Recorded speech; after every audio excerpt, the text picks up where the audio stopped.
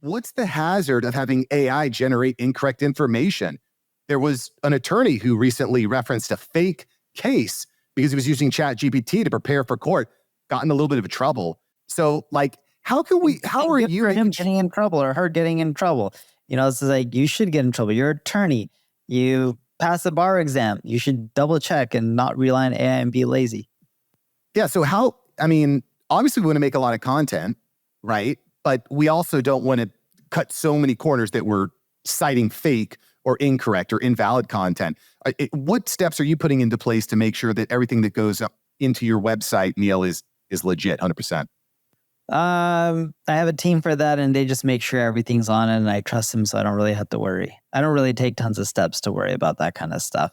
We have 700 and something people at the ad agency. You know, enough people. There's enough checks and balances where I don't worry too much. I still do checking on every once in a while and question things, even if I'm, don't even think that anything's wrong, just so people know I'm paying attention. That's a good one. And, I definitely like, so question about scaling a business, right? I'm at about 10 team members now, bringing on some new ones. You're at 700, so you're a little bit ahead of me. How accessible are you to your team members? Like, how important is that vertical integration with the communication?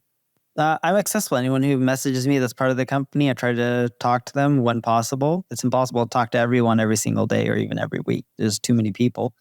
But the way we look at it is just, there's layers within a corporation, and I don't know everyone. I never will. I wish I did.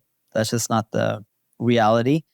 And I try to be there whenever I can, whether it's team meetings or all hand. And we're in a lot of different countries, so there's just no way I can meet everyone. Until we get that Neil Patel chatbot, and then you could be everywhere all at once. Stop. That's right. You might as well just create the hologram at the same time too. Put a little hologram thing in everyone's office, and then they can see me interact in real time. It's just got the Neil Patel behind you all the time. Thanks for watching Mark Svant Media. Here we're going to help you create better content in less time and turn that attention into income. If you love this video, you're going to love these videos here. Click the one. Me and my team specially selected this just for you. Click the link. Check out the video. I'll catch you here next time on Mark Svant Media. Peace.